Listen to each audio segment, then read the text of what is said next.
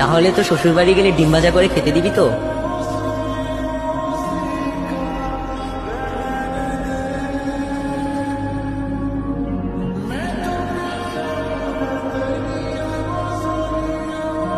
আপনারা কারা? আমরা অনেক দূর থেকে আসছি, আপনার ডিম বাজি খাবো বলি। কি?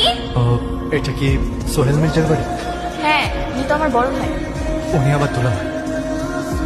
ভাবি, ভাবি, দেখো কে আসছে।